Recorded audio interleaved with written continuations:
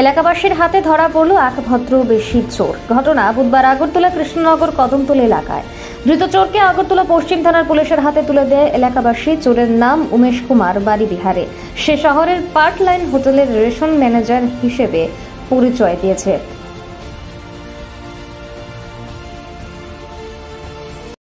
আমাদের একটা খবর গেছে যে কদমতলীতে একটা চোর আটকে রাখছে।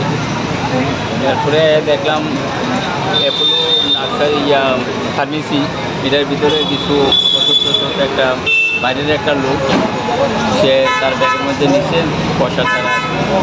তারা এটি চুরি করে নিতে সে করে সেটা দিচ্ছে, এটি চুরি করে দিচ্ছে না। কী কী মাল আছে তারা ওর নামটা কি জানা গেছে এবং ও কোন জায়গার লোক?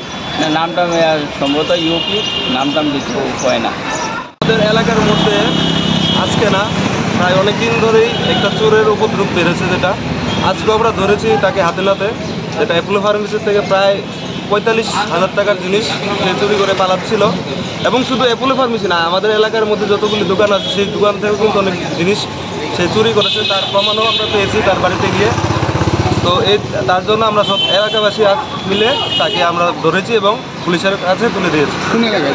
এটা হলো কৃষ্ণনগর কদমতলী এলাকা। পুলিশকে খবর দেওয়া হয়েছে? হ্যাঁ, পুলিশকে খবর দেওয়া হয়েছে এবং তাকে নিয়ে যাচ্ছে পুলিশের। কোন জায়গায় লোকগুলো, কোন জায়গায় লোকগুলি বলছে যে উনি পার্ক লাইনে অ্যাসিস্ট্যান্ট ম্যানেজার হিসাবে কর্মরত আছে, প্লাস উনি ইউপি মানে উত্তরপ্রদেশে থাকে উনি বলেছেন।